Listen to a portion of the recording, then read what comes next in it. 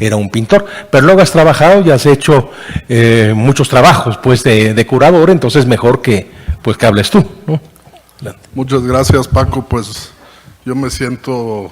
casi me siento en familia en esta noche aquí, porque ya siento casi como que Ernst Semic es mi tío. Viví muy cerca de su obra muchísimos años, toda mi adolescencia, mi juventud. Tuve esa fortuna de formarme como escritor en torno al arte viendo la obra de Semic. Es una de las obras más poderosas que pude frecuentar en vivo, revisar continuamente en los muros de casa de Canek, de Gertrudis, de Carlita, de toda la familia. Y pude aprender muchísimo sobre ese enfrentamiento en soledad que habla Jorge Juanes del artista, no solamente a través del anecdotario, sino precisamente porque se veía en la obra esa reflexión hacia adentro del mundo tan complejo que le tocó vivir. Tuvo una biografía muy intensa, Ernesto, y México fue un remanso para filosofar a través de los cuadros, para poetizar a través de la pintura misma. Y pues bueno, casi puedo decir que esa sucesión de imágenes, esos paisajes emocionales, como pintaba Ernesto, esas nubes, esos corrales que estaban hablando de sus ideas y sentimientos, esos trabajadores que se iban vaporizando en su labor de la pesca, en la poética de la relación del hombre con el mar y de la obtención del alimento de un espacio natural tan bello como es la playa y el trabajo con las redes, hablan de esta introspección, de esta visión maravillosamente poética que tenía este artista. Y en ello, o ahí, en ese filón, obviamente está su gran aporte y la gran enseñanza que tuve la fortuna de recibir para poderme dedicar a escribir, a dialogar con los artistas, ¿no? Y pues en familia me siento también porque está Paco aquí presentándonos, y tuve la maravilla de poder escucharlo y aprender de él sobre historia, sobre los vínculos de la historia y el arte, del pensamiento y la literatura, de la filosofía, en el momento en que estaban surgiendo, en los desayunos, en las comidas infinitas en casa de ellos. Y pues era como tener el programa de radio que luego escuché 10 años después, y aprender pues de una sensibilidad que también se acerca en ese sentido a la de Ernesto, ¿no? De siempre pensar que el mundo, a pesar de su problemática, a pesar de su caos, florece también a través de la creación humana. Y en ese sentido iba un poco mi reflexión de hoy, después de que estamos inmersos en una realidad cada vez más compleja y en muchos sentidos cada vez más parecida también al momento que vivió Ernesto, ¿no? Ernst Semic se formó y se consolidó como artista en un mundo que vivió una crisis tan compleja como la que estamos hoy viendo. Quizás la dispersión de los conflictos en nuestra actualidad, así como las pequeñas islas en que vivimos, por ejemplo nosotros, no nos dejan ver la profundidad de este quiebre de civilizaciones que ya viene muchos años profundizándose hasta dejarnos con un candidato de perfil maníaco oligofrénico como triunfador de las elecciones en la mayor potencia del mundo. Semic vivió de cerca el ascenso de Hitler al poder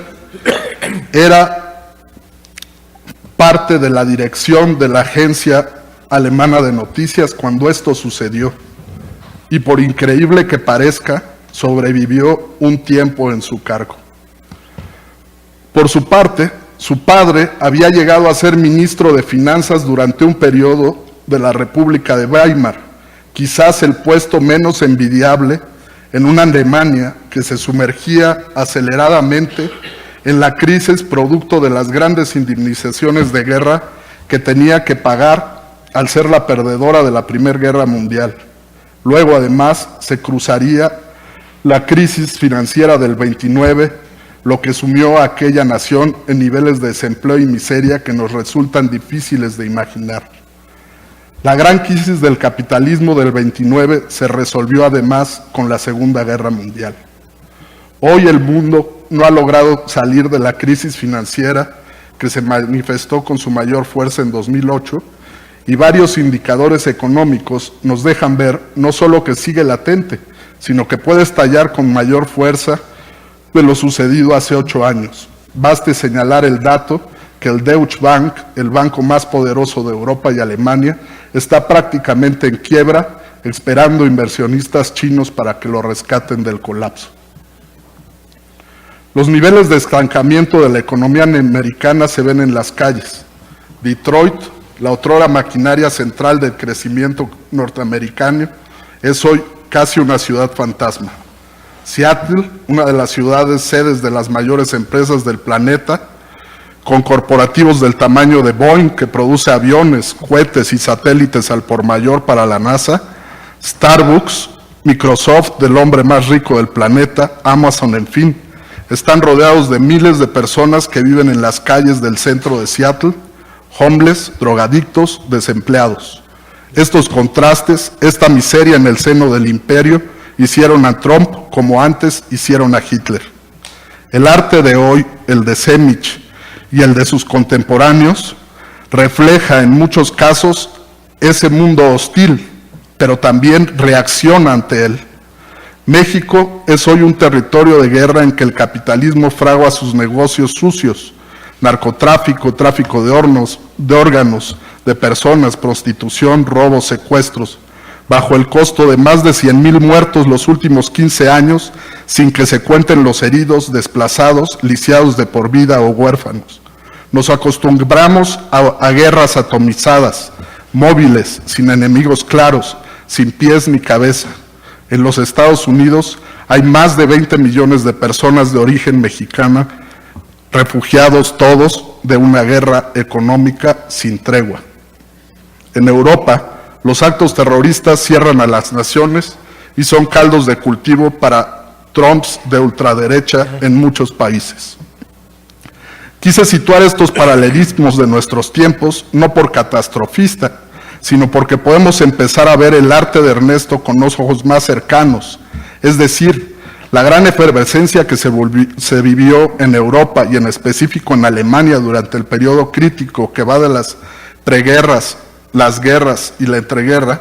tuvo un espacio de salvación en el arte y la ciencia, la literatura y la filosofía. Fueron tiempos en que era de tal fuerza y creatividad el movimiento humanista como reacción a la realidad terrible que se desarrollaba sobre las sociedades, que por ejemplo el expresionismo del que Semich fue cercano era una agitación intelectual muy amplia, una atmósfera más que un estilo definido en el que lo mismo se dieron obras de teatro, pero también de cabaret político, composiciones musicales, revolucionarias, cine, literatura y pintura. Uno de los poemas de amor del poeta alemán Franz Werfel, quien fuera el último esposo de una de las musas más importantes de la época, Alma Mahler-Werfel, cerró su poema sin título diciendo: porque ni las lágrimas pueden decir lo que realmente queremos decir. Desesperados, los seres del humanismo mantuvieron viva el ala creativa de la humanidad. Fueron ellos los que, como Semich, estudiaron o dieron clases en la Bauhaus, quienes, a pesar de la destrucción absoluta de todos los valores humanos, de las nociones de cultura acumulados por la humanidad durante siglos, mantuvieron como una onda expansiva que sobrevivió los bombardeos, los asesinatos, el lucro feroz del hombre por el hombre, la vendimia de las vidas. Fueron ellos, a través de sus artes y sus ideas, los que lograron dejar un legado noble y un ideal para las futuras generaciones cuando la Segunda Guerra Mundial había terminado. Semič transitó por muchas de las ramas creativas de ese momento. Fue hombre de teatro, hizo escenografías para películas de la vanguardia en Alemania, escribió como periodista cultural, pintó, estaba totalmente metido en lo que Walter Haas-Kleber definió hablando de Kandinsky como la revuelta del espíritu contra la realidad. Así pues, mientras las visiones conservadoras del mundo hablan de los destructores del arte refiriéndose a todos aquellos que eran parte de las vanguardias y sus entornos, lo cierto es que estábamos presenciando la creación en términos absolutos, porque la creación más verdadera en ese momento era crear lo nuevo ante el derrumbe y la decadencia evidente de los valores viejos. Así como los sonidos de Schoenberg eran semillas para germinar la música, las propuestas que se enseñaban en la Bauhaus eran un ars combinatoria de tradiciones, filosofías, estudio de la realidad, innovación técnica, arte al servicio de lo social, en fin, un verdadero laboratorio en que los alumnos podían realmente abrir su mente a un entendimiento muy amplio de la creación artística y el desarrollo intelectual de un ser humano. De esa escuela surgieron cosas e ideas que nos siguen rodeando, desde la iluminación dirigida para exposiciones y mesas de arquitectos, la museografía interactiva, los desarrollos habitacionales dignos y funcionalistas, los muebles tubulares, patrones tipográficos de la industria editorial contemporánea, formas de abordar la imagen que revolucionaron el arte, la publicidad, la propaganda. Semič, con su carácter libertario y las enseñanzas obtenidas, tras año y medio de saltar del microscopio o el telescopio a las pinturas en las clases de Kandinsky o Feininger, o de tratar de traducir las notas del violín de Klee en pinturas porque Klee les tocaba a sus alumnos con ese propósito, o de pasar por el curso introductorio con Keiten, con quien combinaba la yoga con las teorías del psicoanálisis o la pedagogía infantil, o ponía a los alumnos a diseñar disfraces y fiestas temáticas, o de discutir con Gropius los problemas del arte y la arquitectura y la industria, de las urbes crecientes, en fin, salió de la Bauhaus para subirse al último barco mercante de velas que funcionaba en Alemania y se llenó de vida a ras de los trabajadores, de los marineros. El campesino, el pescador, los hombres que alimentan al mundo, fueron presencias constantes en la vida y obra de este hombre, quien al mismo tiempo podía ser amigo de Einstein o de los filósofos, escritores o pintores más refinados y lúcidos de su época. Las maneras en que Semič trabajó pretendían resumir en cada serie el espíritu de esa gran aventura intelectual que resistió desde el espíritu a la realidad y que desarrollaron las artes plásticas, la música y todas las demás artes en esta época. Su postura de tomar una imagen reconocible e irse apropiando de ella con un estilo que combinaba trazos y gestos del expresionismo, pero que si era necesario también volteaba al cubismo o a De Stijl o al arte chino o al Renacimiento para ir abstrayéndose, convirtiendo al objeto real en una fuerza poética, durante cada serie una inmersión en el arco creativo de las vanguardias y más allá. Así,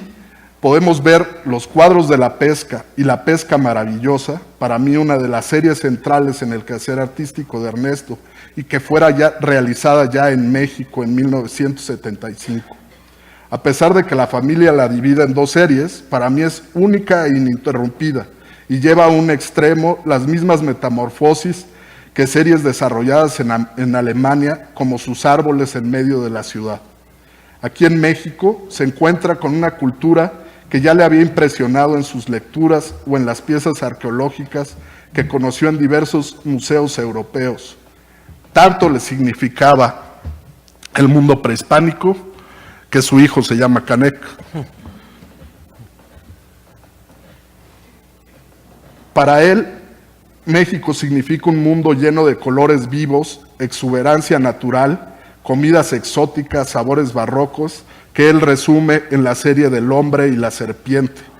Parece sorprenderle esa manera de resolver en México la relación con la muerte, esa manera de hacer tan festivo y florido el espacio y el concepto de mortalidad, esa definición del peligro mortal que encarna la serpiente, de la fuerza de la naturaleza que es bella, seductora en su forma, pero que es a la vez la fuerza natural que nos puede aniquilar. Realizada casi toda en pequeños formatos y muchas veces en papel,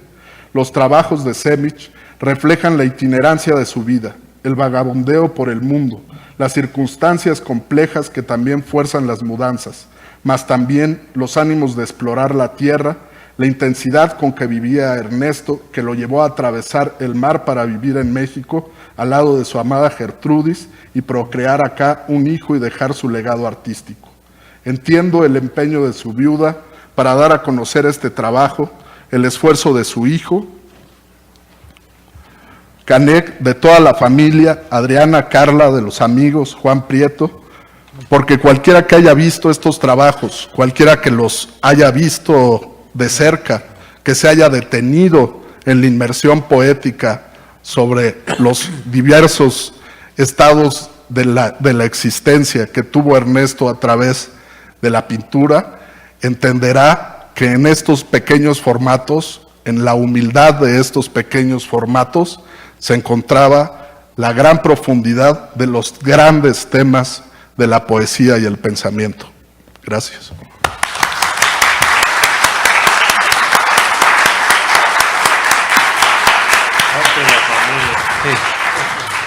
Bien, quiero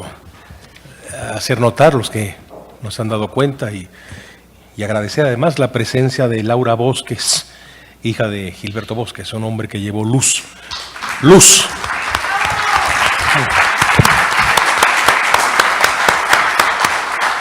Un hombre, en fin, que hizo posible que muchas personas que vivían en el sueño de la libertad, que se les podía haber cortado, porque las podían haber matado, como todos saben, pudieron realizar su libertad y la autodeterminación de su persona. De veras, qué bien que esté usted aquí esta tarde. Mis padres entre ellos. Ajá, qué bien. Bien, y también hay que agradecer y de veras con mucho afecto la colaboración de la Asociación Civil Etos y Logos y la presencia de María Benítez Cantarero. Gracias pues a todos y